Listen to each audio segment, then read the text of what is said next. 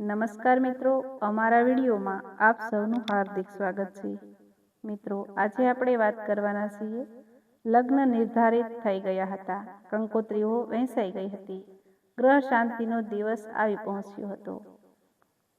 પ્રતિષ્ઠિત ઘરનો પ્રસંગ હતો એટલે મહેમાનો પણ બધા જ પ્રતિષ્ઠાવાન જ પધાર્યા હતા। બધું જ તૈયાર હતું, પણ ખાટલે મોટી ખોટ કે ગોર મહારાજ જ ગાયબ હતા।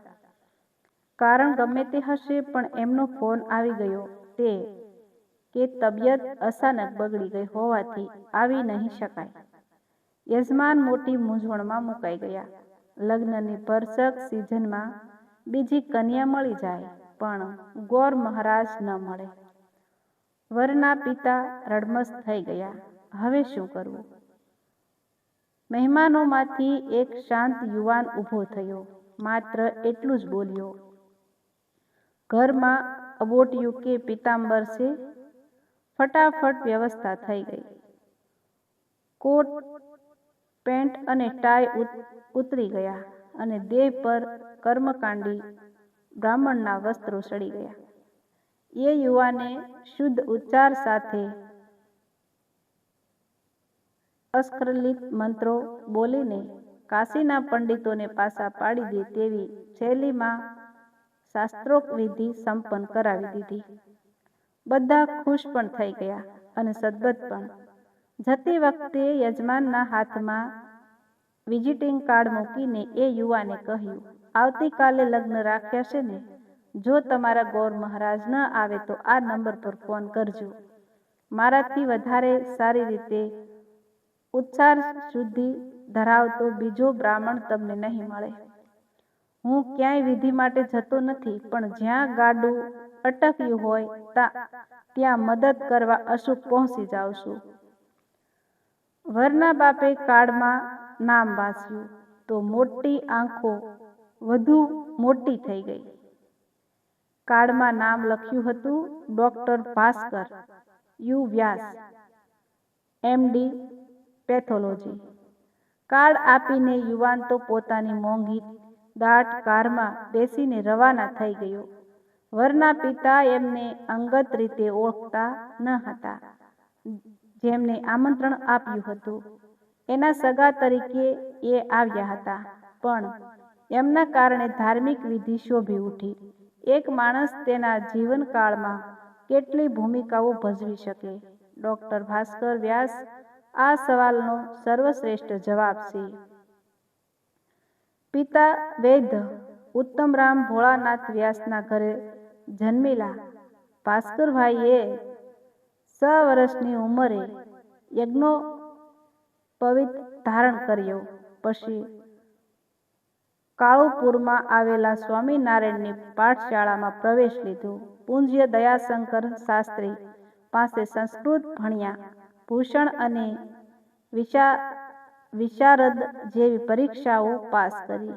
પૂજ્ય અંબાશંકર શાસ્ત્ર પાસેથી યજુર્વેદ સંહિતા શીખ્યા। લઘુ, રુદ્ર, નવચંડી, સહસ્ત્રચંડી યજ્ઞ, રુદ્રી, સ્વામિનારાયણની સ્તુતિ, વાસ્તુવિધિ, યજ્ઞોપવિત, ગ્રહ શાંતિ અને લગ્ન વિધિ સહિતના હજારો શ્લોક અને મંત્રો એમણે કંઠસ્થ કર્યા। આ બધું એમણે કિશોરાવસ્થામાં જ શીખી લીધું। જો વધારે કશું જ ન શીખ્યા હોત તો પણ આખી જિંદગી એમના ધાણીફૂટ મંત્રોચ્ચાર બળ ઉપર નંબર 1 શાસ્ત્રી તરીકે અઢળક ધન કમાઈ શક્યા હોત, પણ તકલીફ એ થઈ કે ભણવામાં પણ એ તેજસ્વી હતા। ગુજરાત યુનિવર્સિટીમાં BScમાં પ્રથમ નંબર લઈ આવ્યા। એ પછી એમના મનમાં ડોક્ટર બનવાનું સપનું જાગ્યું। એમણે મેડિકલ કોલેજમાં પ્રવેશ મેળવ્યો। 5 ભાઈઓ અને 4 બહેનો। એમનો પરિવાર આર્થિક રીતે દરિદ્ર હતો, પણ સંસ્કારોની રીતે અત્યંત સમૃદ્ધ હતો। એમની 5મી પેઢીના વડવા જેઠાલાલ વ્યાસ પેથાપુરમાં રહેતા હતા। એક દિવસ એમને ખબર મળ્યા કે પરમ પૂજ્ય શ્રી સહજાનંદ સ્વામી આજે નારાયણ ઘાટ પધારવાના છે. જેઠાલાલ વ્યાસ તેમના નાના ભાઈ લક્ષ્મીરામને લઈને ચાલતા ચાલતા અમદાવાદ પહોંચી ગયા. સાબરમતીમાં સ્નાન કર્યું. પછી જેઠાલાલભાઈએ મનની શંકા વ્યક્ત કરી. બધા કહે છે કે સહજાનંદ સ્વામી પ્રગટ નારાયણ સ્વરૂપ ભગવાને છે. જો એ સાચું હોય તો આપણને નામથી બોલાવશે, નહીતર હું માનીશ નહીં. અબોટિયા વીંટાળીને બંને ભૂદેવો પરમ પૂજ્ય સ્વામીશ્રીના દર્શને ગયા. હજી તો 20 કદમ દૂર હતા ત્યાં જ પરમ પૂજ્ય શ્રી સહજાનંદ સ્વામીએ મોટેથી એમને આવકાર આપ્યો. જેઠાલાલ વ્યાસ પધારો, લક્ષ્મીરામ વ્યાસ પધારો. ચમત્કારના ભંડારો નથી હોતા, પુરાવાના પોટલાઓ નથી હોતા, એક તિખારો જ પર્યાપ્ત હોય છે. આ એક મજબૂત પુરાવો મળી ગયો અને આજે 5 પેઢીથી આ પરિવાર સ્વામિનારાયણ ધર્મ પાળે છે. વર્તમાન સમયમાં અમદાવાદ જેવા મોટા શહેરમાં 2 પેથોલોજીની લેબોરેટરી ધરાવતા કોઈ કન્સલ્ટ ડોક્ટરે તમે કપાળમાં ચાંદલો કરેલો કલ્પી શકો ખરા? જો ન કલ્પી શકતા હો તો એકવાર ડોક્ટર ભાસ્કર વ્યાસને મળી લેજો. ડોક્ટર ભાસ્કરભાઈએ કપાળમાં કરેલા ચાંદલાની પ્રતિષ્ઠા પણ જાળવી રાખી છે.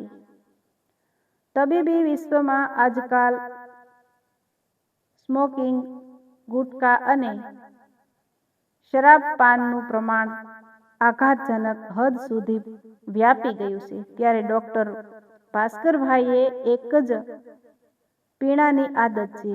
એ પીણાનું નામ છે પાણી. દેશ પ્રદેશમાં યોજાતી મેડિકલ કોન્ફરન્સમાં હાજરી આપવા માટે તેઓ જાય છે. ત્યારે પણ 4-5 દિવસ ચાલે તેટલો પેટલા, થેપલા, ખાખરા અને આથણું સાથે લઈ જાય છે. 5 સ્ટાર હોટલમાં લક્ઝુરિયસ રૂમમાં રહીને સ્વાદિષ્ટ વ્યંજનનો સ્વૈચ્છિક ત્યાગ કરીને પત્નીએ બનાવી આપેલા થેપલા અને છુંદો ખાનાર આ પેથોલોજીસ્ટ પ્રાચીન ભારતીય સંસ્કૃતિનું પ્રતિનિધિત્વ કરે છે.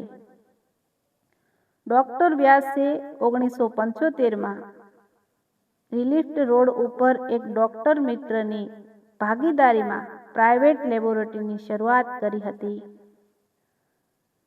1973માં એક પ્રખર જ્યોતિચાર્ય પોતાના બ્લડ ટેસ્ટ કરાવવા માટે એમની પાસે આવ્યા. ફીની સાથે સાથે ભવિષ્યવાણી પણ આપતા ગયા.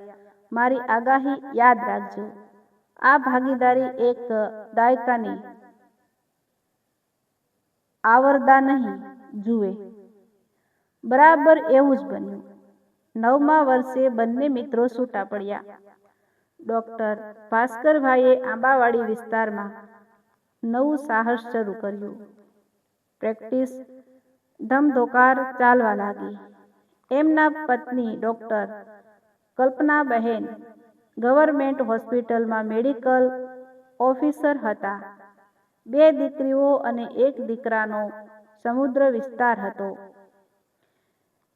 એટલું ધન કમાઈ શકાય જેટલું ધન કમાઈ શકાય એટલું ઓછું હતું. પણ ડોક્ટર વ્યાસે પૈસા કમાવા કરતાં પુણ્ય કમાવા તરફ વિશેષ ધ્યાન આપ્યું. આપણા દેશમાં ફીને બદલે આશીર્વાદ ચૂકવી શકીએ એવા દર્દીઓની ક્યાં ખોટ છે?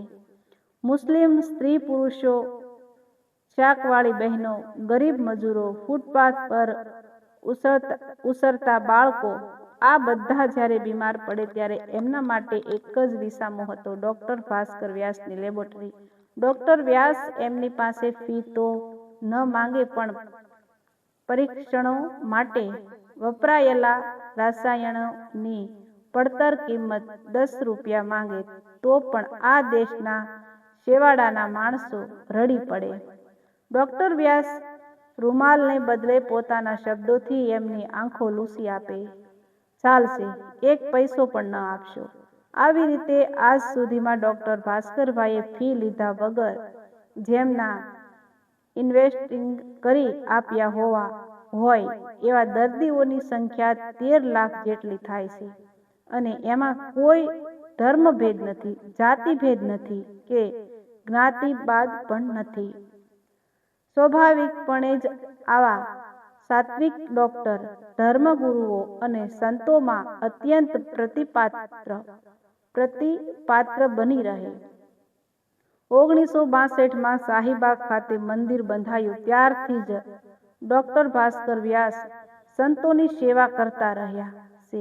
પરમ પૂજ્ય પ્રમુખ સ્વામીજીને 45 વર્ષ સુધી એમણે સેવાઓ આપી.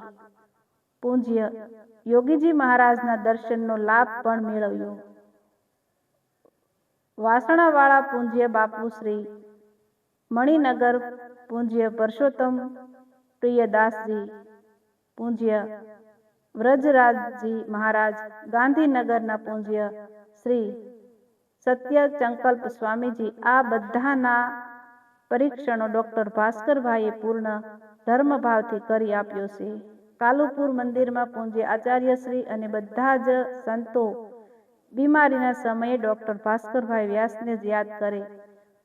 દાઉદી વોરાજીના ધર્મગુરુ સૈયદ બુરહાનુદ્દીન સાહેબ જ્યારે અમદાવાદ પધાર્યા હોય ત્યારે કોઈ પણ ઇન્વેસ્ટિંગની જરૂર પડે તો વોરાભાઈએ ડોક્ટર ભાસ્કરભાઈને જ બોલાવે.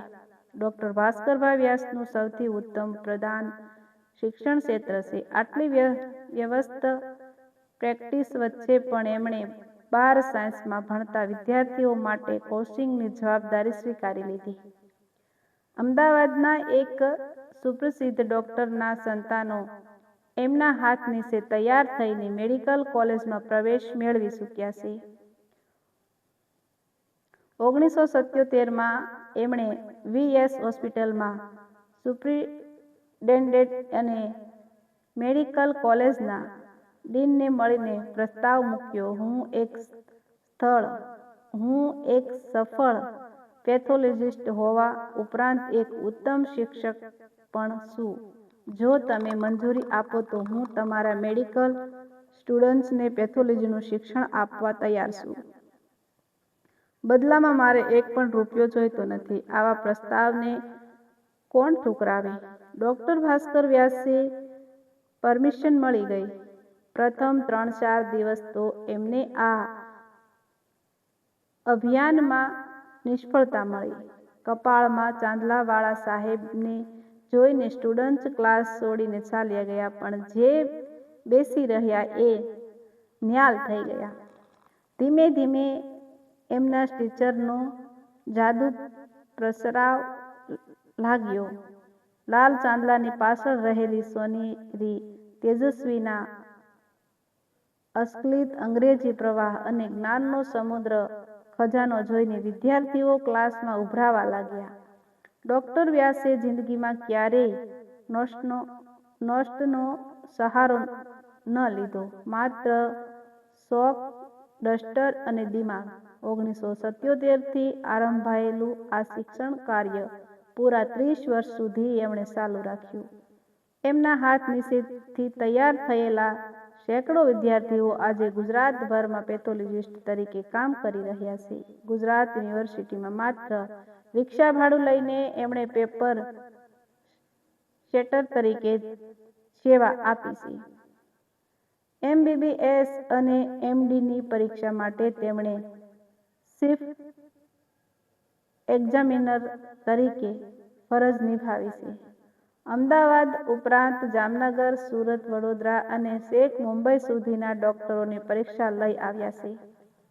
આટલું ઓછું હોય તેમ ગુજરાત રાજ્યના રાજ્યપાલના અંગત પેથોલોજિસ્ટ તરીકે છેલ્લા 22 વર્ષથી તેઓ ફરજ બજાવી રહ્યા છે. આજે 75 વર્ષના આરે પહોંચેલા ડોક્ટર ભાસ્કર વ્યાસ આટલું મોટું સામાજિક પ્રદાન કાર્ય પછી નિવૃત્ત થવાને બદલે વધુ પ્રવૃત્તિ બનતા રહ્યા છે.